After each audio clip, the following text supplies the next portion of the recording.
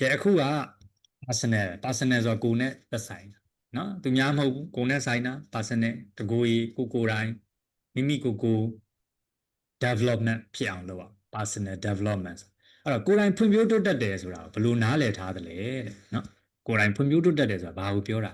ဘာဖြစ်တာကိုယ်တိုင်ဖွံ့ဖြိုးတိုးတက်အောင်လုပ်တယ်လို့ခေါ်တာ personal development ဆိုတာဘာလဲပေါ့အဓိကအဲ့ဒါပြောကြည့်ပါဦးရေးကြည့်ပါဦးဒါလေးထဲမှာလည်းရေးကြည့်စာရွက်ထဲမှာလည်းရေးကြည့် personal development ဆိုတာဘာလုပ်တာ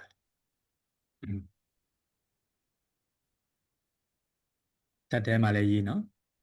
ပြောလို့လည်းရတယ်ကိုဘယ်လိုထင်လဲကဲတယောက်လာပြောကြည့် personal development ဆိုတာဘယ်လိုနားလဲကိုဘယ်လိုနားလဲထားလဲ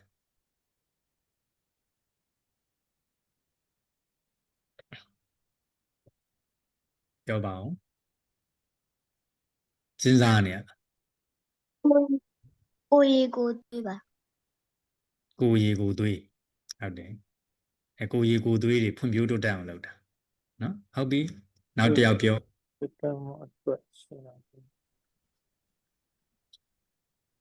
အခုအဲ့ဒါကိုတောင်းတော့ပါမယ်နော်တင်ယူလေ့လာမှုပါဗျာတင်ယူလေ့လာမှုဟုတ်တယ်တင်ယူလေ့လာမှုလုပ်တယ်ဆိုတာကိုယ်တိုင်ဖွံ့ဖြိုးတိုးတက်အောင်လုပ်တာကိုယ်တိုင်ဖွံ့ဖြိုးတိုးတက်အောင်လုပ်တယ်ဆိုတာ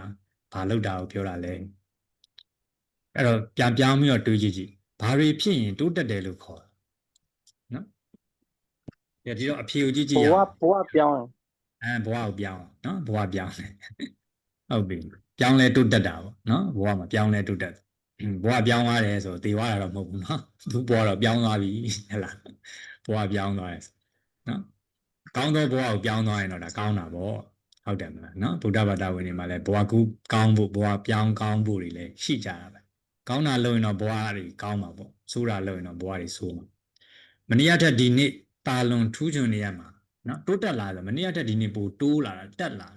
တိုးလာတယ်ဆိုတော့လေမကောင်းတယ်လေတိုးတယ်ဆိုတဲ့စကားလုံးကပိုပြီးတိုးလာတက်လာတယ်ဆိုအပေါ်ရောက်လာနော်ဖွံ့ဖြိုးလာတယ်ဆိုကြီးထွားလာတာသူ့ရဲ့စန့်ကျင်ဘက်တရားနော်တိုးလာရဲ့စန့်ကျင်ဘက်ကယော့သွားတယ်မကောင်းတက်တာတဲ့စန့်ကျင်ဘက်ကကျသွားတာမနေ့ကတည်းကဒီနေ့ကျသွားတယ်မနေ့ကတည်းကဒီနေ့နော်ယော့သွားတယ်မနေ့ကတည်းကဒီနေ့နော်မကောင်းတော့ဘူးအဲ့ဒါကြောင့်ဖွံ့ဖြိုးတိုးတက်မှုဆိုတာကတစ်နေ့ထက်တစ်နေ့ပေါ့အများတန်းပေါ့နော်တိုးတက်နေအောင်ဆောင်ရွက်တာကြည့်တော့ဘာတွေလဲဆိုတော့ကြည့်အောင်မိမိကိုယ်ကိုတဲ့ပုံမူကောင်းမွန်အောင်ကြိုးစားပြုပြင်ခြင်းလို့အဓိပ္ပာယ်ဖွင့်လို့ရတယ်အဲ့တော့ personal development ပုံမူကောင်းမွန်လာအောင်ကြိုးစားပြီးတော့ပြုပြင်အဲ့လိုကြိုးစားပြုပြင်နေတဲ့သူတိုင်းဒီဖွံ့ဖြိုးတိုးတက်မှုတွေဖြစ်တယ်။ဘာဖြစ်အောင်လုပ်လဲပုံမူကောင်းအောင်ကိုပူကောင်းအောင်လုပ်ပူဆိုးအောင်လုပ်နေရမှာမနေ့ကထက်ငါဒီနေ့ဆိုးမယ်မနေ့ကထက်ငါဒီနေ့မိုက်မယ်မနေ့ကထက်ဒီနေ့ငါပူရိုင်းမယ်ကွာဆိုရင်အဲ့ဒါတိုးတက်တာမဟုတ်ဘူးအဲ့ဒါဆုပ်ယုပ်ပါ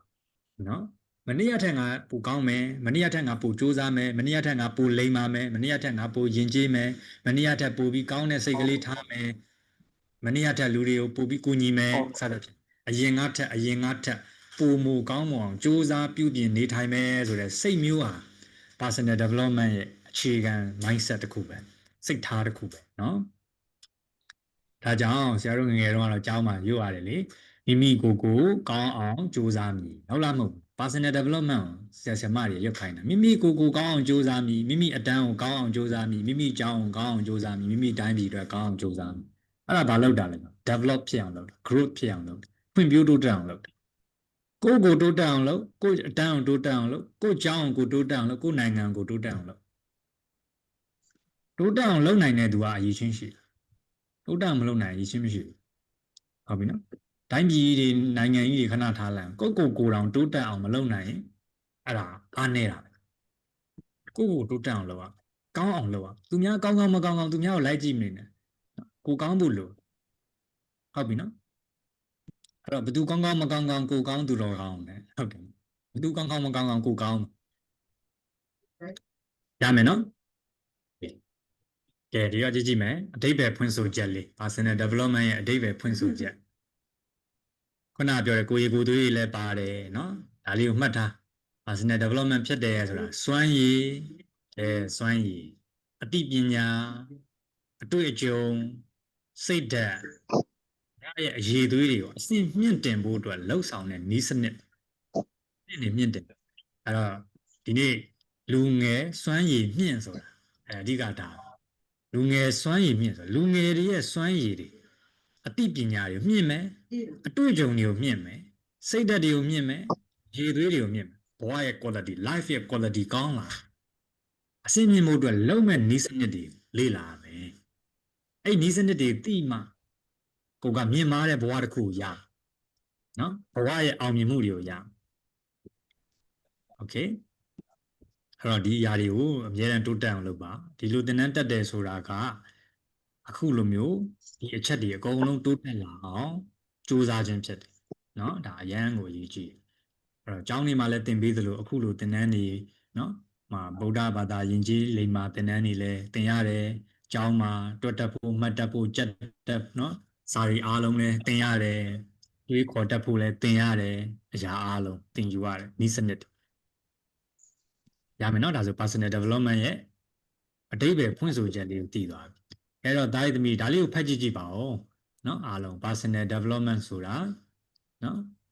မိုက်ဖွင့်လဲရတယ်မဖွင့်လဲရတယ်အရေးကြီးတာဆိုဖြစ်ဖို့အရေးကြီးတယ်နော်ဘဝတစ်လျှောက်လုံးလှုပ်ဆောင်ရမယ်ခရီးတစ်ခုပါပြီးပြည့်စုံဖို့မဟုတ်ပါနေ့တိုင်းပိုကောင်းအောင်ကြိုးစားဖို့ဖြစ်ပါတယ်ပိုကောင်းအောင်ကြိုးစားနော်သူကဘဝတစ်ခြားလုံးလုပ်ရမယ်ခရီးပြီးသွားတယ်ပြည့်စုံသွားတယ်ဆိုတာမျိုးမရှိဘူးအမြဲတမ်းကောင်းတဲ့ထက်ကောင်းကောင်းတဲ့ထက်ကောင်းအောင်လုပ်အမြဲတမ်းကြိုးစားနေရဟုတ်ပြီနော်โอเคအဲ့တော့ကိုဘဝတစ်လျှောက်လုံးမှာကိုယ့်ကိုတိုးတက်အောင်အမြဲတမ်းလုပ်ကျောင်းမှာလည်းတိုးတက်အောင်ဘဝထဲမှာလည်းတိုးတက်အောင်နေ့တိုင်းပိုကောင်းအောင်ကြိုးစားပါနေ့တိုင်းပိုကောင်းအောင်ကြိုးစားအဲ့တော့ကိုယ့်ကိုတန်တိတ်ထန်ချရမယ် personal development ဖြစ်ချင်တယ်တော်ချင်တယ်ဆိုရင်ငါဟာနေ့တိုင်းပိုကောင်းအောင်ကြိုးစားမယ်နော်ဒါကကိုယ့်ရဲ့ခံယူချက်ငါနေ့တိုင်းပိုကောင်းအောင်ကြိုးစားမယ်ဒါပဲလူကောင်းဆိုတာဒါမှမဟုတ်ကောင်းအောင်ကြိုးစားနေတော့သူကိုလူကောင်းလို့ခေါ်တယ်လူကောင်းဆိုတာပြည့်ပြည့်စုံသွားတဲ့လူမဟုတ်ဘူးကောင်းအောင်ကြိုးစားနေတာပဲဟုတ်ပြီနော်ကောင်းအောင်ကြိုးစားနေပုထုဇဉ်တွေဖြစ်တဲ့အတွက်အမှားတွေဆိုတာရှိမှာပဲလေအရိယာသူတော်ကောင်းကြီးတွေမှာမဟုတ်ဘူးအဲ့တော့ကောင်းအစစ်အမှန်နော်အရိယာသူတော်ကောင်းကြီးမဖြစ်တဲ့၍ပုထုဇဉ်အနေနဲ့လည်းတိုင်းပိုကောင်းအောင်စူးစမ်းစောင့်ရှောက်ထိန်းသိမ်းနေရတာပဲတီလဆိုတာတီလထိန်းတယ်နေ့စဉ်တီလစောက်တည်တယ်ဆိုတာနေ့တိုင်းပိုကောင်းအောင်စူးစမ်းနေရပဲနော်အဲ့တော့မလိမ်မိဖို့မတက်မိဖို့နော်စသဖြင့်မခိုးမိဖို့ထိန်းနေရတီလဆိုကိုကျင့်တရားရေးကြည့်ကိုကျင့်တရားကောင်းအောင်နေ့တိုင်းစူးစမ်းတွေးခေါ်ကောင်းအောင်နေ့တိုင်းစူးစမ်းဒီပညာတွေပိုကောင်းအောင်နေ့တိုင်းစူးစမ်းအဲ့ဒါ personal development နော်အောက်မှာဗာထည့်ရတယ်ကိုဘဝကိုယ်တိုင်ပုံဖော်ခြင်းကဲကိုဘဝလေးပုံဖော်တာဟုတ်ပြီနော်ကိုဘဝကိုယ်တိုင်ပုံဖော်တတ်ဖို့လိုတယ်ဘယ်လိုမျိုးပုံဖော်ခြင်းလဲကိုကဘယ်လိုဘဝမျိုးလိုချင်တယ်လဲလူတိုင်းကတော့ချမ်းသာတဲ့ဘဝနော်တိုးတက်အောင်မြင်တဲ့ဘဝပျော်ရွှင်တဲ့ဘဝတွေကိုမလိုချင်ဘူးလားဟုတ်တယ်မလားကျမ်းမာတဲ့ဘဝဒါတွေအားလုံးကကိုယ်တိုင်ပုံဖော်ရမှာသူများကိုယ့်ဘဝကိုလာပုံဖော်ပေးမှာမဟုတ်ဘူးကိုယ်တိုင်ပဲပုံဖော်ရမှာဖြစ်တယ်ပုံဖော်မယ်ဆိုရင်အကောင်းဆုံးပုံဖော်နော်အဲကြောင့် personal development ဆိုတာကိုလိုချင်တဲ့ဘဝကိုကိုယ်တိုင်ပုံဖော်ခြင်းပဲအဲတော့ဒီနေရာလေးမှာကိုယ့်ဘဝကိုယ်တိုင်ပုံဖော်ခြင်းဆိုတာနဲ့ပတ်သက်လို့ပုံမြင်လေးတစ်ခုပြောပြမယ်နော်ဒါလေးသမီးတွေများတယ်ဆိုတော့ story လေးတစ်ခုလည်းပြောရစာရေးကြီးပဲဖြစ်နေမှာဆိုလို့အဲ့တော့ကိုယ့်ဘဝကိုယ်တိုင်ထုစစ်တယ်ဆိုတာကြားဘူးလေပုံဖော်တယ်ဆိုတာလည်းရှိတယ်ကိုယ့်ဘဝကိုယ်တိုင်ထုစစ်ပုံဖော်တယ်ထုစစ်ပုံဖော်တယ်ဘဘူးရုပ်တွေတွေ့ဘူးတယ်မလားနော်အရင်တော့ကဘာကြီးလဲကြောက်တုံးတစ်တုံးကြီးပေါ့နော်တချို့ဆိုလဲကြောက်ဆောင်ကြီးတွေပေါ့ကြောက်တွေကိုလည်းထွင်းကြတယ်တစ်တုံးကြီးတွေကိုလည်းဘဘူးရုပ်ကြီးလှလှပပကြီးတွေလောက်ကြတယ်အရင်တော့ကနော်တစ်တုံးကြီးအရိုင်းတုံးကြီးပုံဖော်ရင်းနဲ့လှပတဲ့အယုတ်ကလေးတွေဖြစ်လာတာနော်အဲဒီတော့တခါတော့ငါတဲ့ဘဘူးဆရာကြီးတယောက်ရှိတယ်ဘဘူးပညာရှင်ကြီးပေါ့အဲ့တော့ तू ကနာမည်ကြီးတယ်ကြော်ကြားတယ်ဆိုတော့ဆက်စုတဲ့အင်တာဗျူးသမားလေးတွေပေါ့နော်ဒီနေ့ခေတ်မှာလည်းရှိလားမရှိဘူးလားနာမည်ကြီးပြီဆိုရင်မိုက်ခရိုဖုန်းကင်ပြီးရှောက်သွားပြီးအင်တာဗျူးလုပ်ပြီးအဲ့တော့သူ့အိမ်ကိုသွားတယ်ဆရာကြီးအိမ်ကိုသွားပြီးတော့အင်တာဗျူးမလို့အိမ်ထဲကိုဝင်လိုက်တဲ့အခါမှာအိမ်ထဲမှာစင်ကြီးတစ်ကောင်ရှိတယ်။ဘာကြီးတစ်ကောင်ရှိလဲ စင်ကြီးတကောင်တွေ့တော့ဟာလန့်ပြီးတော့ဖင်တိုင်းရက်လဲကျသွားတယ်နောက်မှတေချာကြည့်လိုက်တော့မှစင်ကအယုတ်ကြီးနော်ပပုယုတ်ကြီးတကယ်စင်မဟုတ်ဘူးသူကတကယ်စင်ကြီးအိမ်ထဲရောက်နေပြီထင်လို့ဘသူကတော့စင်ကြီးကိုအိမ်ထဲထည့်ထားမလဲဟုတ်တယ်မလားသူကတေချာမှမကြည့်အဲ့တော့စင်ကြီးကဘယ်လောက်အသက်ဝင်လဲဆိုတကယ်စင်ကြီးအရွယ်စားအတိုင်းပဲ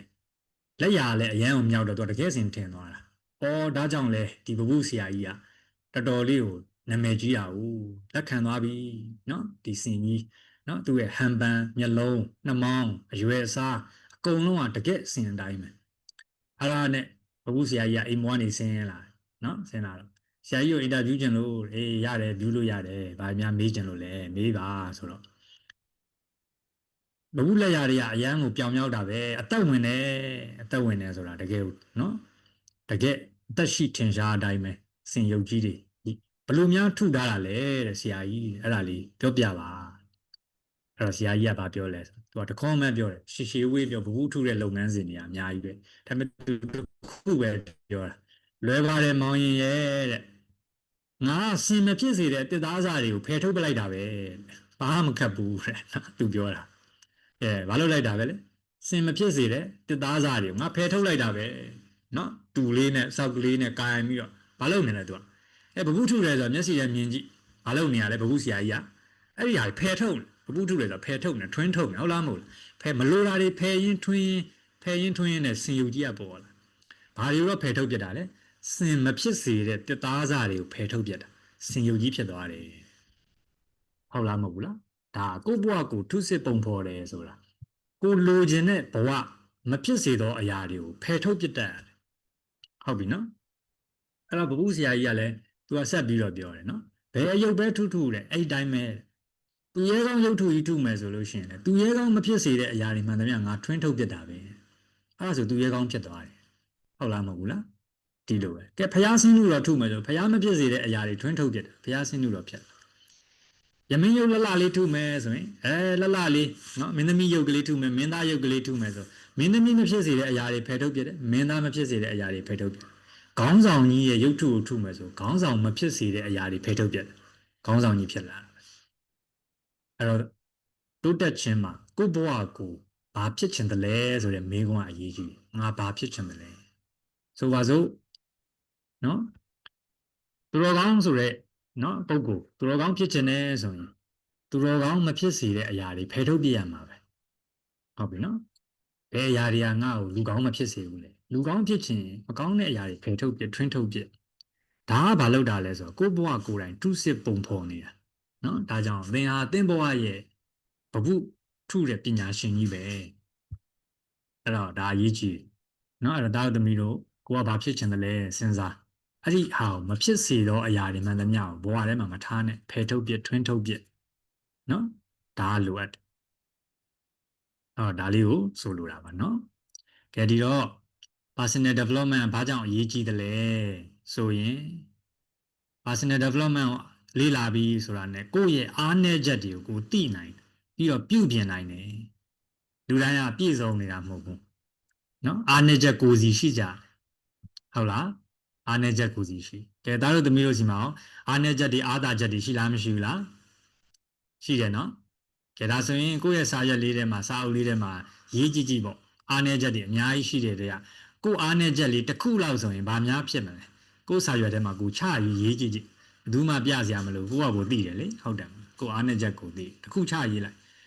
ငါအားနည်းချက်ကဘာလဲချရေးပြီးသွားပြီလားကိုယ်မှာဘာအားနည်းချက်ရှိ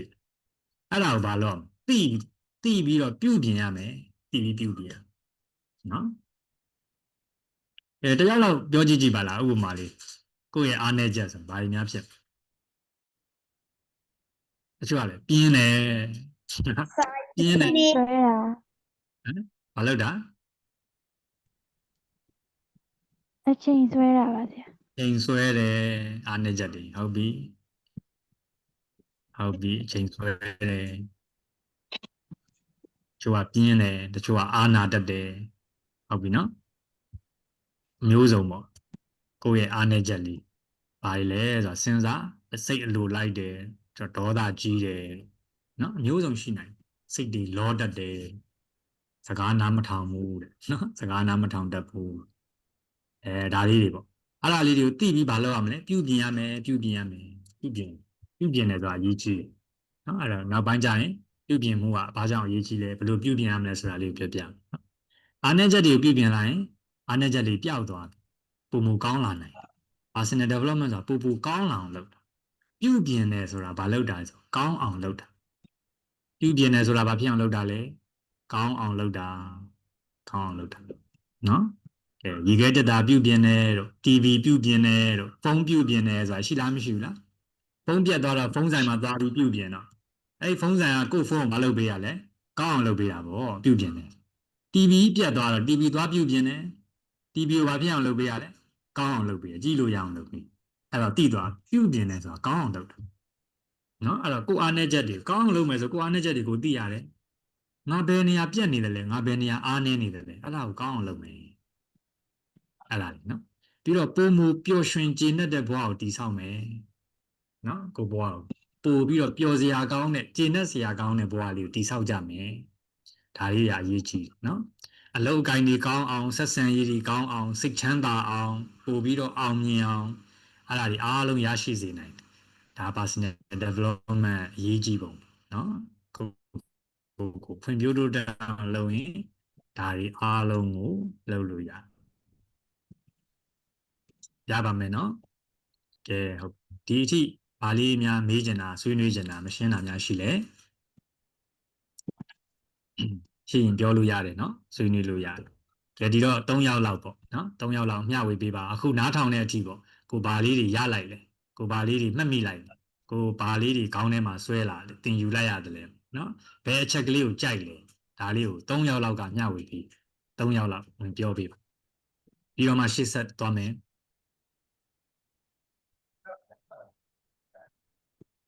ဓမ္မဦးဆုံးဘယ်သူပြောမလဲ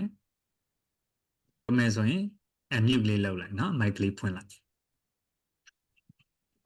ဟုတ်ပြီဘယ်သူပြောမလဲ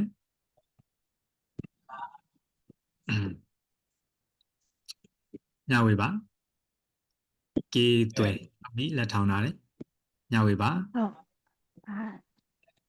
ဒီနေ့ပေါ့နော်ဒါကို reflect လုပ်မိပါတယ်ဆိုတော့ဆရာခုန sharing လုပ်လိုက်တဲ့အချိန်မှာပေါ့နော်ဒီဘဝကမွေကိန်းနဲ့တူရပေါ့နော်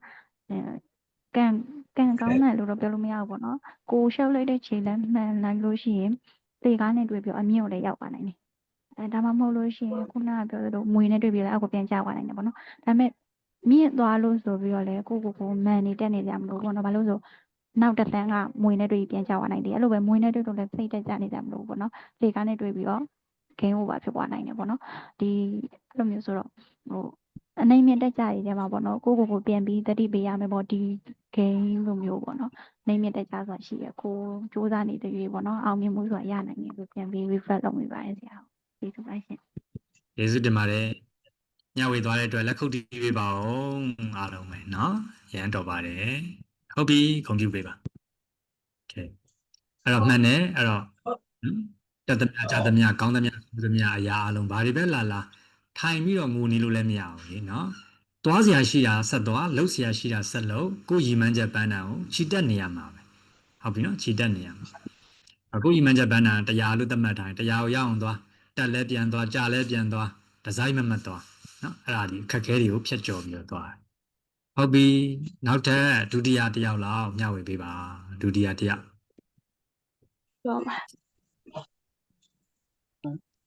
ပြောမလဲလက်ထောင်အသေးစုမွန်ပြီးတော့မယမင်းအေးဟုတ်ပြီမျှဝေပါသမီးရတော့နော်ဘဝမှာအမြင်မှုမရသေးလို့ရှင်တင်ယူမှုတွေလိုဆရာပြောရတယ်နိသမီးရဲ့ဟုတ်တယ်ဘယ်လိုပြောမလဲသမီးခုဖြစ်ရှင်တာပေါ့နော်ဓာတ်ပုံဆရာတယောက်ဖြစ်ရှင်တာပေါ့နော်အဲ့လိုဖြစ်ရှင်အတွက်သမီးကတင်တန်းနေတဲ့တက်ဖို့လေးရှိရယ်နောက်အခုတငယ်ချင်းတွေအကုန်လုံးစုံတဲ့ချိန်မှာလည်းပေါ့နော်သမီးဓာတ်ပုံတွေရိုက်ပေးတာမျိုးတွေအဲ့လိုပေါ့နော်လုပ်ပေးတာပေါ့နော်အောင်မြင်မှုရဖို့အတွက်ပေါ့နော်အများကြီးတင်ယူရမယ်လို့သိရတယ်ပေါ့နော်ဆရာပြောသလိုအောင်မြင်မှုရဖို့အတွက်တင်ယူမှုတွေလိုတယ်ဆိုတဲ့အတွက် တင်ယူမှုတွေထပ်ပြီးတော့တင်ယူဖို့ရှိပါတယ်လို့ဟာလားသိရပါတယ်နော်အဲ့ဒါပါပဲဆရာ ကျေးဇူးတင်ပါတယ်ကဲလက်ခုပ်တီးပေးပါမျှဝေပေးသွားတဲ့လူကိုနော်အားပေးရမယ်ချီးမွမ်းရမယ်နော်ဟုတ်ပြီကောင်းတာလေးတွေ sharing လုပ်ပေးတာမှန်တယ်နော်အဲ့တော့ကိုတက်မြောက်ချင်တာဖြစ်ချင်တဲ့အရာကိုသင်ယူမှုနဲ့စတင်ရမယ်ပြီးရင်လည်းအဲ့ဒီ formula လေးပေးမယ်နော်တနေရာမှာထူးချွန်မှုအောင်မြင်တဲ့သူဖြစ်ဖို့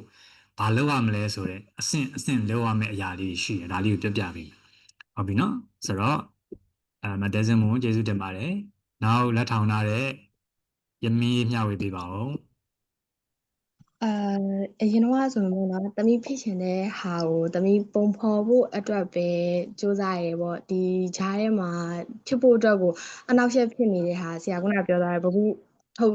ထုစစ်တယ်လို့ပေါ့နော်မလို့အပ်တာကြီးဖယ်လိုက်လို့ရှိရင်ဒါကိုလှုပ်ရှင်တဲ့ပုံလေးပေါ်သွားမယ်အဲ့ဒါကိုတမီလှုပ်ရှင်တဲ့ပုံဒါစူးစမ်းနေတမီအတွက်အနောက်ရှက်ဖြစ်နေတဲ့ဟာကြီးအခက်ခဲတွေကိုကျတော့တမီမဖယ်ရှားဘဲနဲ့အတိုင်းဆက်ထားနေရပေါ့နော်အခုကျတော့တီးလိုက်ရတာ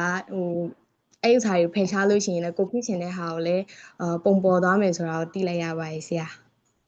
ဟုတ်တယ်မှန်တယ်ဒါလေးသတိထားနော်အဲ့တော့ငါဘဝမှာတခုခုဖြစ်ချင်ပြီဆိုရင်နော်ဒီဟာကိုမဖြစ်စေတဲ့အရာတွေကဘာတွေလဲဒါကိုသိအောင်လုပ်ပြီးတော့ဖယ်ရှားရမယ်နော်ဒါလေးကိုရရှိသွားကျေးဇူးတင်ပါတယ်ဆိုတော့မျှဝေသွားတဲ့ယမင်းတို့လည်းလက်ခုပ်တီးပြီးတော့ဂုဏ်ပြုပေးပါကျေးဇူးတင်ပါတယ်ကဲဟုတ်ပြီဆိုတော့မိန်းကလေးတွေပဲ3ယောက်မျှဝေတော့ယောက်ျားလေးတွေက1ယောက်မျှဝေပါအောင်နော်ယောက်ျားလေးတွေရောရှိရလား1ယောက်တော့ပြောယောက်ျားလေးတွေက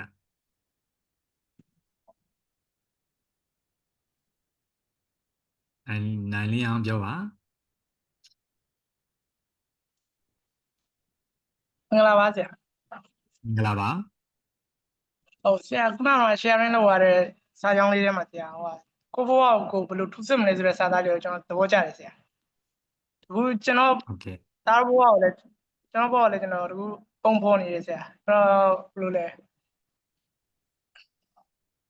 စက်ပညာနဲ့ပတ်သက်ပြီးကျွန်တော်နယ်ပင်မှာကျွန်တော်ထိတ်ဆုံးရအောင်ကျွန်တော်တကူဝမ်းသာတွေကျွန်တော်ဖြစ်နေတယ်ဆရာဝမ်းသာနဲ့ပတ်သက်ပြီးဆရာရအကြံလေးတကူတော့တောင်းနေတယ်ဆရာဟုတ်ဆရာပြောပါကျွန်တော်လုပ်ငန်းမှာဆရာရဲ့တကူကျွန်တော်ဆိုဝါရင်းနေရှိတယ်အင်ဂျင်လိုင်းနေရှိတယ်ဆရာ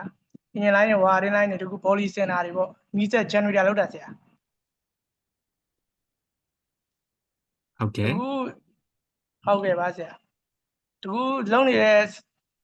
နယ်ပင်မှာတော့ဆရာကျွန်တော်လိုအပ်တဲ့ဝမ်းဆိုင်တော့ဆရာကျွန်တော်ပြည့်ထားတယ်ဆရာပြည့်လည်းပြည့်နေတယ်စာမမှုနဲ့ပြည့်နေတယ်ဆရာရတာတော့ဆရာကျွန်တော်လာတာ2သိန်းရတယ်ဆရာ2သိန်းကိုတကူဝါရင်းလိုက်မှာဆိုရင်ဆရာကျွန်တော်တို့ပေါ့ကွန်ပျူတာတွေပါထိုးရတယ်ဆရာရဲ့ကွန်ပျူတာပါထိုးရတယ်ကွန်ပျူတာထိုးရင်ကွန်ပျူတာတစ်လုံးတကူဆိုရင်တော့ရတာတော့လာတာတော့2သိန်းကျန်တယ်ဆရာကွန်ပျူတာတစ်လုံးကိုတကူလောဆယ်နည်းနည်းဝါရင်းသုံးဖို့အတွက်ဆိုရင်တော့ဆရာ16သိန်း18သိန်းလောက်တော့ရှိရဆရာလာတာတော့2သိန်းပဲရတယ်စုတာတော့ရှိတယ်တကူသတင်းချုပ်ပြီးရင်တော့ဝယ်ရမယ်လို့တော့ပုံပြထားတယ်ဆရာအဲ့ဒါကျွန်တော်ဝယ်တင်လားမဝယ်တင်လားအဲ့ဒါလေးဆရာဟုတ်ပြီနော်တကူလာတာတော့2သိန်းပဲရတယ်ဆရာဒါပေမဲ့ကွန်ပျူတာဝယ်လိုက်တာလည်းတကူ2025ပေါ့တကူပြန်အသုံးဝင်မဲ့အရာတခုဝင်မှာပဲဆရာပြောဦးတဲ့ဘလို့လေချင်းသိပ်ပုံမြင်ရှိရလေဆရာပြောဦးတယ်ကိုပြန်ရှာပေးမဲ့မှန်တယ်ပြန်ရှာပေးမဲ့အရာတခုရင်းနှီးမြှုပ်နှံတာပေါ့ဆရာဒါကိုရင်းနှီးမြှုပ်နှံတာလို့ပဲမြင်နေဆရာဟုတ်ဆရာအနေနဲ့ကြံပေးပါဝယ်တင်လားမဝယ်တင်လားဟုတ်ကဲ့ပါနော်ဆိုတော့အရာပဲဖြစ်ပေါ့ဝယ်တင်ခြင်းမဝယ်တင်ခြင်းဒါကဝယ်တာပြောတာပေါ့နောက်တစ်ခုကလှုပ်တင်ခြင်းမလှုပ်တင်ခြင်းပေါ့အဲ့ဒါကိုခွဲခြားနိုင်တာကလည်းအသိဉာဏ်ပဲလीနော်ဆိုတော့ personal development ကိုဘာကြောင့်လုပ်ရလဲဆိုတော့ဒီလိုအသိဉာဏ်တွေရလာအောင်လို့ငါဒါကိုလှုပ်တင်လားမလှုပ်တင်လားဝယ်တင်လားမဝယ်တင်လားဆုံးဖြတ်တင်လားမဆုံးဖြတ်တင်လားဒါကဘာနဲ့ကြည့်လဲဆိုတော့အကျိုးရလဒ်နဲ့ကြည့်တာနော်လူကအကျိုးရှိစေမဲ့အရာမှန်သမျှဆိုရင်လှုပ်တင်တာအကျိုးရုပ်မဲ့အရာမှန်သမျှဆိုရင်မလှုပ်တင်ဘူးဒါကြောင့်တစ်ခုခုလှုပ်တော့မယ်ဆိုလို့ရှိရင်ငါအတွက်ဘာအကျိုးရှိတယ်လဲ benefit ကိုကြည့်တာပေါ့ဒါကြောင့်ဒီစီးပွားရေးမှာလည်းဝယ်သူတွေကဘာကိုကြည့်လဲဆိုတော့သူတို့ရမယ့်ရလက် benefit ကိုကြည့်တာပဲဟုတ်ပြီနော်ဒီပစ္စည်းကိုဝယ်လိုက်ငါဘာရမှာလဲဒီပစ္စည်းကိုဝယ်လိုက်ငါဘာပူကောင်းလာမှာလဲဒီပစ္စည်းကိုဝယ်လိုက်ငါဘာပူပြောင်းလဲလာမှာလဲဟုတ်ပြီနော်အဲ့ဒီ benefit ဆိုရလက်ကို ကြိုက်လို့ငွေနဲ့လဲပြီးတော့မလုပ်ကြရလဲဝယ်ယူကြရတာဟုတ်လားမဟုတ်လားကိုပေးလိုက်တဲ့ ဟုတ် ပတ်စံငွေထက်ကိုရလိုက်မဲ့အကျိုးအမြတ်ကိုလိုချင်လို့လူတိုင်းကငွေကြိုက်တယ်ကြိုက်လားမကြိုက်ဘူးလားငွေမကြိုက်တဲ့သူကမရှိဘူးဒါပေမဲ့အဲ့ဒီငွေကိုတောင်ပေးပြီးတော့အဲ့ဒီရလက်ကိုယူချင်တယ်ဆိုတော့ငွေထက်ကိုအဲ့ဒီရလက်ကိုပို့လိုချင်တယ်နောက်ပြီးပို့ပြီးတော့နော်ငွေတွေကိုထပ်ထပ်ရှာပေးစေမဲ့အရာမျိုးတွေအကျိုးအမြတ်တွေပို့ပြီးရရှိစေမဲ့အရာမျိုးတွေဒါတွေဆိုလို့ရှိရင်လူတွေကဘာလုပ်ကြလဲသုံးကြတယ်ဒါကြောင့်လေအယောင်ပညာမှာဘာပြောလဲဆိုလို့ရှိရင်ပစ္စည်းကိုမရောင်းနဲ့အကျိုးရလက်ကိုရောင်းဒီလိုစကားလေးပြောတာရှိတယ်ကြားဖို့ကြလိမ့်မယ်နော်သူရသွားမယ်အကျိုးရလက်ကိုရောင်းရတယ်ပစ္စည်းကိုပဲထိုးရောင်းတာမဟုတ်ဘူးဒီပစ္စည်းကိုဝယ်ပါဒီပစ္စည်းကိုဝယ်ပါကိုပြောတာမဟုတ်ဒီပစ္စည်းကိုသုံးခြင်းအပြင်ဘာတွေတိုးတက်လာနိုင်တယ်ဘာတွေပြောင်းလဲလာနိုင်တယ်အဲ့ဒါကို customer သိသွားရင်ငွေပေးဖို့ဝင်မလေးဒါကြောင့်မိမိဟာဝယ်သင့်မဝယ်သင့်စဉ်းစားဆုံးဖြတ်တော့မယ်ဆိုလို့ရှိရင်ဒီအရာဒီငါအတွက်ရေးရှိအကျိုးဘာတွေရှိမလဲဒါရှိရင်ငါဘာတွေပိုတိုးတက်လာမလဲဘာတွေပိုကောင်းလာမလဲအဲ့ဒါကိုကြည့်ပြီးတော့တိုးတက်စေမယ်ကောင်းစေမယ်အကျိုးရှိမယ်သိကြတယ်ဆိုလို့ရှိရင်ဝယ်သင့်တယ်လို့ပြောလို့ရတယ်ဟုတ်ပြီနော်အဲ့လိုမျိုးဝယ်ယူတဲ့အခါမှာလည်းဒါလေးကဒီမေးခွန်းလေးကလည်းဒါတေချာလေးမေးခွန်းမေးလို့ပေါ့အဲ့တော့မေးတဲ့သူဆိုတော့အဖြေဆိုတော့ရှိရမှာပေါ့နော်တခုခုဝယ်မှာပဲဖြစ်ဖြစ်လုံးမှာပဲဖြစ်ဖြစ်နော်လူတယောက်စီမှာအချက်၃ချက်နဲ့ကိုက်ညီရမယ်ပေါ့ချက်၃ချက်နဲ့ကိုက်ညီလူတွေအပြုတ်မှုတွေဟာထလောက်ကြတယ်ချက်၃ချက်ကဘာတွေလဲဆိုတော့ပထမဦးဆုံးဒါလေးကိုဆရာမှတ်ရလွယ်အောင်လာလေး၃လုံးလို့မှတ်ထားဘာ၃လုံးလဲလာလေး၃လုံးနော်လာ၃လုံးနော်တောက်ကြရင်ထပ်ပြောပြအဲ့ဒီလာပါဆိုနံပါတ်1ကို့မှာလှုပ်ချင်စိတ်ရှိရမယ်လှုပ်ချင်စိတ်ရှိရမယ်ပထမလာလှုပ်ချင်စိတ်ရှိရမယ်နော်ဝယ်မယ်ဆိုရင်တော့ဝယ်ချင်စိတ်ရှိရမယ်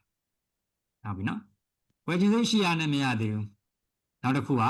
နော်ဝယ်ချင်စိတ်ဒီနေ့အပြင်လှုပ်ချင်စိတ်ရှိရမယ်နောက်တစ်ခုကလုံနိုင်စွမ်းဆိုတာရှိရမယ်လုံနိုင်စွမ်းဆိုတာရှိရမယ်ကဲဆိုကြပါစို့သူစီမှာဒီဟာလေးဝယ်ချင်စိတ်ရှိပြီဝယ်နိုင်စွမ်းဆိုတော့ဝယ်ချင်စိတ်တော့ရှိပြီဒီပစ္စည်းကိုငါဝယ်ချင်တယ်ဝယ်နိုင်စွမ်းရှိလားဆိုတော့လောလောဆယ်တော့မရှိသေးဘူးလာစားနေသေးလို့ဒါမှမဟုတ်လေစုထားတာမပြည့်သေးလို့ဝယ်နိုင်စွမ်းတော့မရှိသေးဘူးဝယ်ချင်စိတ်တော့ရှိနေပြီဝယ်နိုင်စွမ်းတော့မရှိသေးတော့ဝယ်လို့ရသေးလားမရဘူးเนาะတခုခုဝယ်ချင်ပြီးတော့ဝယ်စရာပတ်စံမရှိရင်လူကဝယ်လို့ရလားမရဘူးအဲ့ဒါဝယ်ချင်စိတ်ရှိပြီဝယ်နိုင်စွမ်းမရှိတာလို့ပြောလို့ရတယ်သဘောပေါက်မယ်เนาะကဲဟုတ်ပြီဝယ်ချင်စိတ်ရှိပြီเนาะလှုပ်ချင်စိတ်ရှိပြီလုံနိုင်စွမ်းရှိပြီနောက်တစ်ခုကလုံနိုင်ခွင့်ဆိုတဲ့အခွင့်အလမ်းเนาะဝယ်နိုင်ခွင့်ဆိုတဲ့အခွင့်အလမ်းเนาะလုံနိုင်ခွင့်ဆိုတဲ့အခွင့်အလမ်းဒါကြောင့်အဲ့၃မျိုးပြည့်စုံပါတယ်လှုပ်ချင်စိတ်ရဲ့လုံနိုင်စွမ်းရဲ့လုံနိုင်ခွင့်ပြန်ပြောကြည့်ဘာလဲလှုပ်ချင်စိတ်ရဲ့လုံနိုင်စွမ်းရဲ့လုံနိုင်ခွင့်နော်သူကဝယ်တာမဝယ်တာနဲ့ပတ်သက်လို့မေးတာဖြစ်တဲ့အတွက်ဝယ်ခြင်းစိတ်ရဲ့ဝယ်နိုင်စွမ်းရဲ့ဝယ်နိုင်ခွင့်ကျဲဆိုပါစို့ကို့မှာဝယ်ခြင်းစိတ်ရှိပြီဝယ်နိုင်စွမ်းပတ်စံလည်းရှိပြီဒါပေမဲ့ဝယ်နိုင်ခွင့်မရှိဘူးမရအောင်ဆိုပါစို့မရအောင်ဆိုဘယ်လိုဝယ်လို့ရဟုတ်လားမဟုတ်လားမရအောင်လို့ပစ္စည်းပြတ်သွားပြီလို့မရှိတော့ဘူးလို့ကြုံဘူးတယ်မလားနော်ပတ်စံလည်းရှိပြီဝယ်ခြင်းစိတ်လည်းရှိပြီသွားဝယ်တော့မရှိတော့ဘူးဆိုဝယ်နိုင်ခွင့်မရှိတော့ဘူးသူစီခွင်လန်းနေဆုံးရှုံးသွားတာဒါမျိုးတွေလည်းဖြစ်တတ်တယ်လေအဲ့တော့ဒီ၃မျိုးကိုက်မြင်လူတွေကဝယ်ယူကြတယ်ယင်းနှိမ့်မြုံနှံကြတယ်ဟုတ်တယ်နော်ဒါကြောင့်ဒီကတားသမီးတွေတခုခုဝယ်တော့မယ်ဆိုလို့ရှိရင်စဉ်းစားပေါ့ဒါငါအတွက်တကယ်လိုသလားဝယ်ရင်အကျိုးရှိသလားရှိတယ်ဆိုရင်ဝယ်မယ်ဆိုဝယ်ခြင်းစိတ်ဖြစ်သွားပြီဝယ်နိုင်စွမ်းငါမှာပတ်စံလုံလောက်ပြီလားဝယ်နိုင်ခွင့်ရောရှိပြီလားကိုက်ပြီဆိုရင်အဲ့ဒါကိုလုပ်လို့ရပြီသဘောပေါက်လားမသိဘူးနော်ခြေဒါလေးကိုမှတ်ထားဟုတ်ပြီဒါလေးတွေကမေကုန်းမေးလို့ပြောပြတာကဲကျေးဇူးတင်ပါတယ်လက်ခုပ်တီးပြီးတော့အားပေးပါအောင်နော်ဒါအကျိုးရှိရမှန်သမျှလုပ်ပါနော်အကျိုးရှိရမှန်သမျှလုပ်ကဲဆက်ပြီးတော့ကြည့်ကြည့်မယ်သင်ခန်းစာလေးပြီးရင်ထပ်မျှဝေအောင်နော်နောက်တစ်ခုထပ်ပြီးတော့မျှဝေမယ် personal development မှာဘာတွေပါတယ်လဲပေါ့နော် personal development လို့ပြောရင်ဘာတွေကိုတိုးတက်တာကိုပြောတာလဲတဲ့လူတယောက်ကိုယ့်ကိုတိုးတက်တယ်ဆိုတာဘာတွေပါတယ်လဲဆိုရင်ဒါတွေပါတယ်နော်နံပါတ်1ဖွံ့ဖြိုးတိုးတက်တယ်ဆိုတာရုပ်ပိုင်းဆိုင်ရာတွေပိုကောင်းလာ physical နော် growth ဖြစ်လာတယ်ပိုကောင်းလာဥပမာကျန်းမာတယ်ကြံ့ခိုင်တယ်ရုပ်ပိုင်းဆိုင်ရာကောင်းလာတယ်ဟုတ်ပြီနော်ကိုယ့်ရဲ့ physical ရပို့ပြီးတော့တိုးတက်လာတယ် နော်အဓိကတော့ကျမ်းမာရေးပေါ့ကျမ်းမာရေးကတော့အဓိကပဲအားကြောင့်လဲဆိုတော့ဘဝဆိုတာညီမချင်းကျမ်းမာရေးအရေးကြီးမကျမ်းမာတော့ရင်မကျမ်းမာတော့ဘဝအဲ့ကျမ်းမာရေးက0ဖြစ်သွားရင်အဲ့ဘဝဆုံးပြီကျမ်းမာရေးဆုပ်ယုပ်သွားရင်အဲ့ရတဲ့ဘုံဘုံလဲပြီးနောက်ဆုံးသေသွားတာပဲအဲ့ရှင်သန်နေတာဘဝလို့ပြောရတော့ရှင်သန်နေခြင်းဒီကျမ်းမာရေးကောင်းနေဖို့လည်းလို့ဟုတ်ပြီနော်အဲ့တော့ကျမ်းမာဖို့လိုတယ်ကြံ့ခိုင်ဖို့လိုတယ်ခွန်အားတွေရှိဖို့လိုတယ်ဒါကြောင့်မကျမ်းမာစေတာတွေကိုရှောင်ကဲခုနပြောသလိုပဲဘဝရုပ်ကလေးထုသလိုပဲကျမ်းမာတဲ့ဘဝကိုလိုချင်တယ်ဆိုရင်မကျမ်းမာစေတဲ့အရာတွေကိုဖယ်ထုတ်ပြနော်မကျမ်းမာစေတဲ့အရာကျမ်းမာအောင်နေကြံ့ခိုင်အောင်နေပြီး mental စိတ်ပိုင်းဆိုင်ရာလည်းလိုတယ်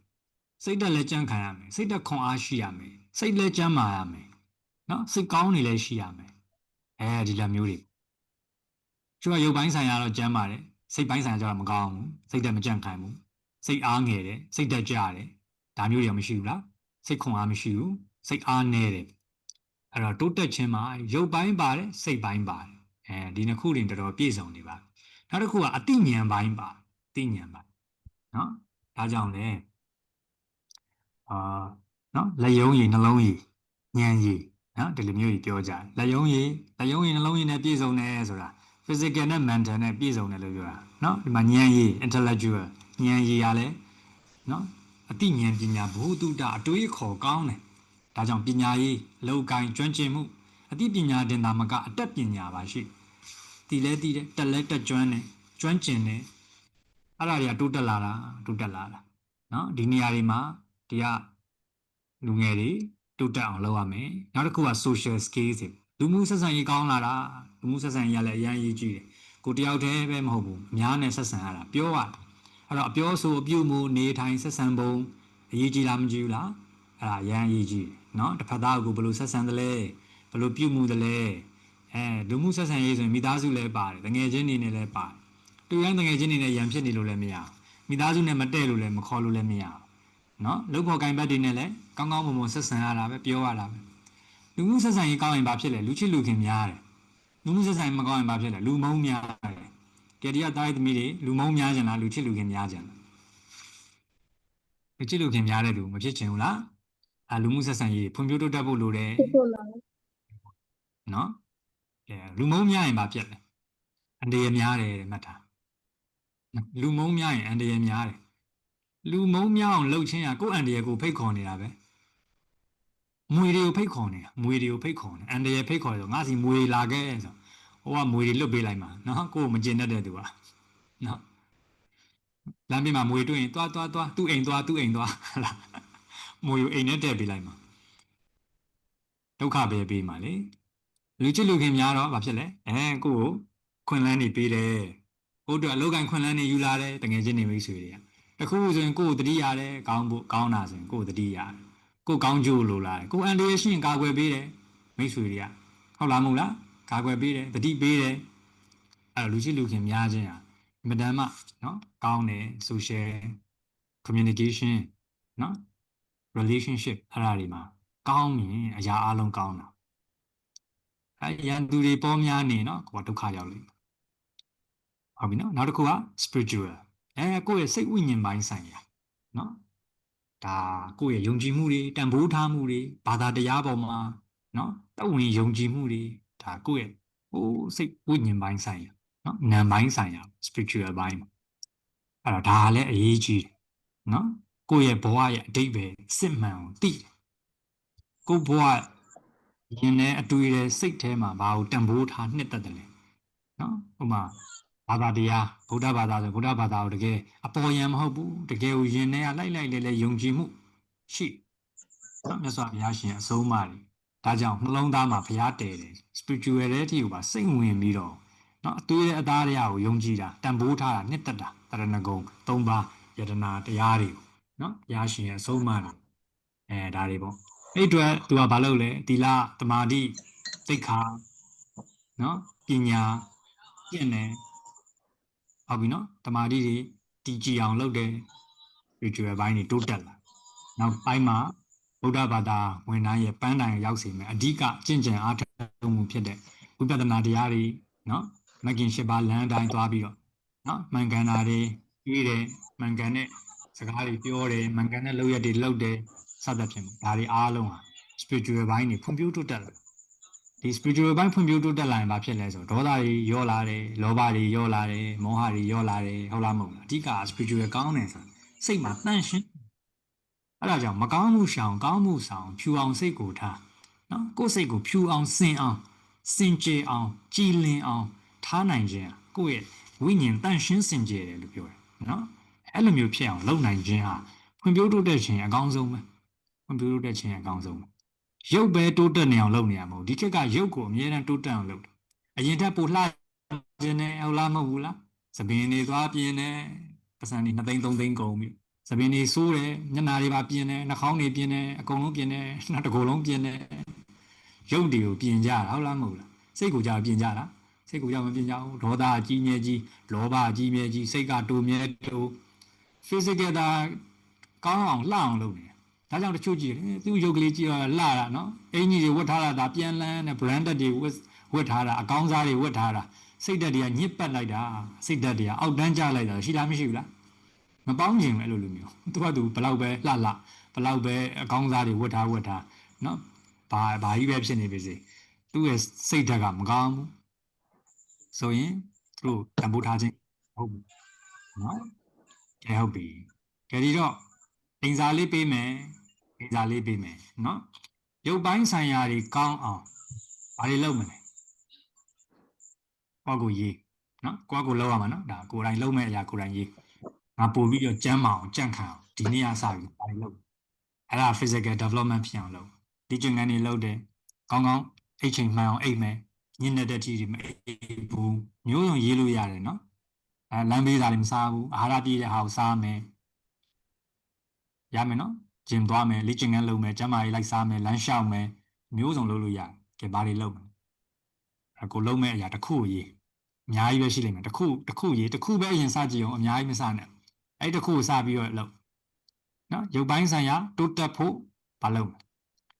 စိတ်ပိုင်းဆိုင်ရာတွေပိုတိုးတက်လာဖို့ကိုယ့်ရဲ့စိတ်ပိုင်းဆိုင်ရာတွေကြန့်ခိုင်ဖို့စိတ်သက်ခွန်အားတွေရရှိဖို့ဟုတ်ပြီနော်ဘာလုပ်ဒီဘာတွေလုပ်လို့ရအဲ့တစ်ခုရေးတကယ်လုပ်ရမှာနော်တဏ္ဍန်ဒီနားထောင်ဖို့ပဲမဟုတ်ဘူးတကယ်လုပ်ရမှာအသိပညာအတတ်ပညာကိုယ့်ရဲ့ဘဝတုတ္တအသိဉာဏ်တွေတိုးလာဖို့ဘာလုပ်မလဲတစ်ခုရေးစာဖတ်မယ်လို့တဏ္ဍန်တက်မယ်လို့မရှိနိုင်ဘူးလားနော်လေ့လာမယ်သင်ယူမယ်ဒါတွေဖြစ်နိုင်တယ်social skill ကောင်းအောင်ဘာလုပ်လူမှုဆက်ဆံရေးတွေကောင်းအောင်ဒီနေ့စာပြီးဘာလုပ်ဟုတ်ပြီနော်တစ်ခုရေးနော်မပြုံးပြမယ်တော့နော်ကောင်းမွန်ဆက်ဆံမယ်လို့စေတနာမေတ္တာထားမယ်လို့ကိုညီပေးမယ်လို့ရှိနိုင်တယ်အဲ့တစ်ခုလို့ spiritual ကိုယ့်ရဲ့ဘာသာရေးနဲ့သက်ဆိုင်တော့ယုံကြည်မှုဆိုင်ရာလုပ်ရမတရားထိုင်မယ်လို့ပဋ္ဌာန်းရမယ်လို့နေ့စဉ်ဘုရားရှိခိုးမယ်လို့နော်ဂုဏ်တော်ပွားမယ်ဒါကကိုယ့်ရဲ့ spiritual တန့်ရှင်းလာဒေါသတွေလျှော့မယ်လို့နော်ဒေါသတွေကိုထိန်းမယ်လို့တရားအားထုတ်မယ်လို့တရားနေ့စဉ်နာမယ်လို့ဓမ္မစာပေသင်ယူမယ်လို့မျိုးစုံရှိနိုင် spiritual တွေပိုကောင်းလာကြအဲ့ဒါဆိုရင်တစ်ခုကိုနော်တစ်ခုတိုးတက်ဖို့လုံးမဲ့အလုပ်တစ်ခုဆိုရင်ဒီမှာ9ခုရလာလိမ့်9ခုရလာအဲ့9ခုကိုနေ့စဉ်လုပ်နော်ကိုရေးနော်အဲ့9ခုကိုနေ့စဉ်လုပ်ကိုလုပ်မယ်လို့လည်းဂတိပေးငါဒါတွေကိုလုပ်ငါဒါလုပ်ရင်ဒါတွေတိုးတက်လိမ့်ဒီ9မျိုးစလုံးတိုးတက်လာလိမ့်ဒါကြောင့်ဖွံ့ဖြိုးတိုးတက်မှုဆိုတာထိုင်နေလို့တော့မတိုးတက်ဘူးလုပ်မှတိုးတက်တယ်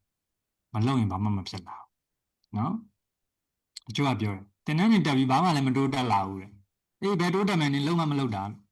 ဟုတ်တယ်လေဒါတင်တဲ့အောင်အပြစ်ပြောအောင်မဟုတ်ဘူး तू မှလုံးမလုပ်တာစာအုပ်တွေဖတ်တယ်ဘာမှလည်းမတိုးတက်လာဘူးတဲ့မင်းကဖတ်တာဟိုလုံးမလုပ်တာ